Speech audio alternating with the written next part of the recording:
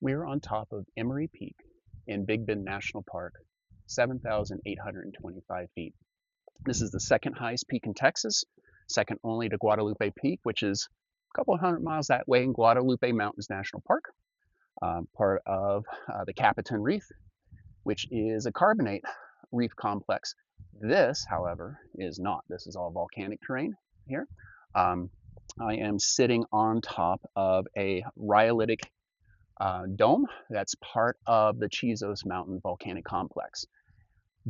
Big Bend has a very complex geologic history spanning 500 million years, from the early Paleozoic all the way up to the modern day, and it's still ongoing.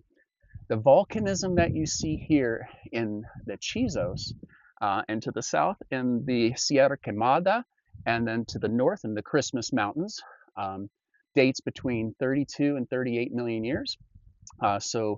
Late Eocene, early Oligocene in age.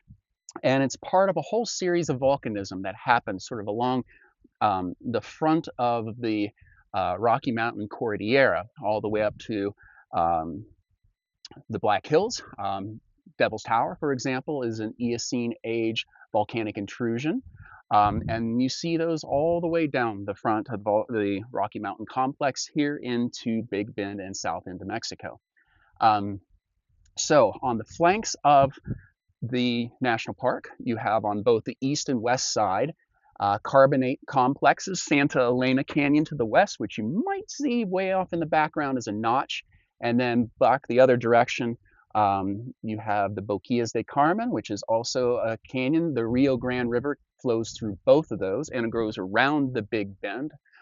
And those are Cretaceous age limestones. They are the same limestone complex that you see over towards Austin and San Antonio in the Hill Country, part of the Edwards Trinity Aquifer system. Here, they're less of an aquifer system, but they are certainly a big part of the geologic history. We can track that Cretaceous age complex all the way towards the north, where we get more and more terrigenous sediments coming off the Proto-Rocky Mountains, filling in basins such as the Denver Basin, and up into the Black Hills, where we have the Pierre Shale. But it's all part of that western interior seaway that was developing as you had collision occurring during the formation of the Cordillera. So on the flanks of Big Bend National Park, you have this Cretaceous age. Here in the core, however, we have these Eocene, Oligocene age volcanics. And those were uplifts, and there are multiple types of eruptive sequences that we see.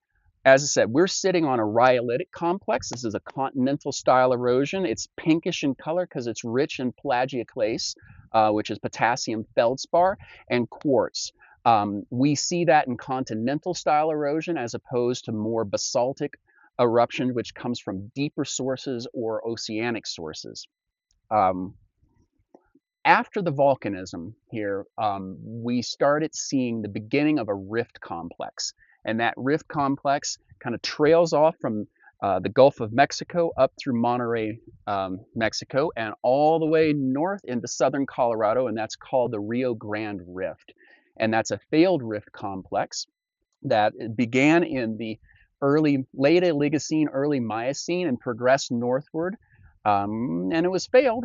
It didn't fully form an oceanic basin, but it filled with a tremendous amount of sediments. So on the east side of Big Bend National Park, the big cliffs that you see are part of that rifting complex, and you can trace the west side all the way up towards Albuquerque on the west side, and on the east side you can trace that up to the High Guas and up through Alamogordo to the Sandia Mountains on the east side of Albuquerque. And those go up towards some big caldera complexes. The Valles Caldera on the north side of New Mexico near Santa Fe is on the sort of the northern end of that Rio Grande Rift. So we see, as I said, multiple phases of volcanism. We had this more of a rhyolitic dome, which was really a big sequence of uplifts, but on the flanks you see big tephra eruption deposits with lots of ashfall and chunks of these rhyolitic magmas that were rolling off of the volcanoes that were here. And then you also see a little bit later stage volcanism off towards Santa Elena Canyon with some more tuff balls and rhyolitic explosions. And then, as we mentioned in an earlier video, you can see some rhyolitic dikes that cut across both along the traces of the Rio Grande Rift faulting, but also as association with radial fracturing from these rhyolitic intrusive dome complexes.